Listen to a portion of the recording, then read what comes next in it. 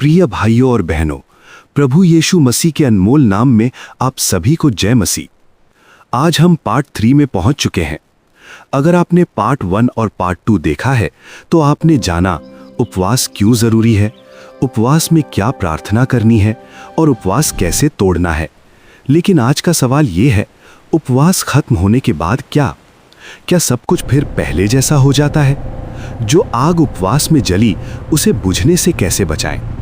आज की टीचिंग सिर्फ सुनने के लिए नहीं, जीवन बदलने के लिए है।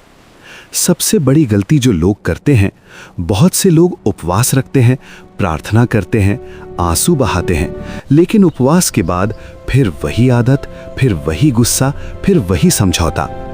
मत्ती 12:43-45 भावार्थ। जब अशुद्ध आत्मा निकल जाती है और जगह खाली रहती है तो वो औरों को लेकर लौट आती है। उपवास के बाद जीवन खाली नहीं होना चाहिए, उसे परमेश्वर से भरना होता है। उपवास के बाद जीवन कैसे जिएं? 1. वचन से जुड़े रहना। यहोशू 1:8। ये व्यवस्था की पुस्तक तेरे मुंह से ना हटे। उपवास में बाइबल खुली रहती है, लेकिन उपवास के बाद बाइबल बंद हो जाती है। यही हार होती है।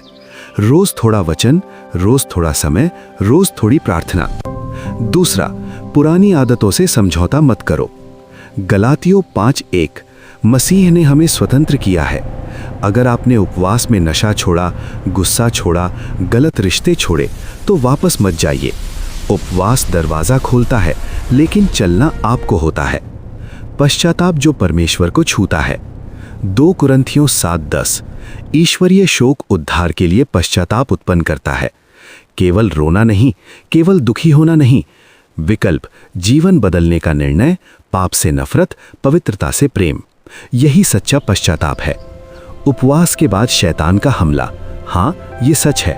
लूका 4:13। यीशु की परीक्षा के बाद शैतान कुछ समय के लिए हट गया। कुछ समय के लिए। उपवास के बाद थकान आती है, मन कमजोर लगता है, पुराने विचार लौटते हैं। डरिए मत, सजग रहिए। 1 पतरस 5:8। सचेत रहो, चौकन्ने रहो। एक छोटी लेकिन शक्तिशाली प्रार्थना उपवास के बाद।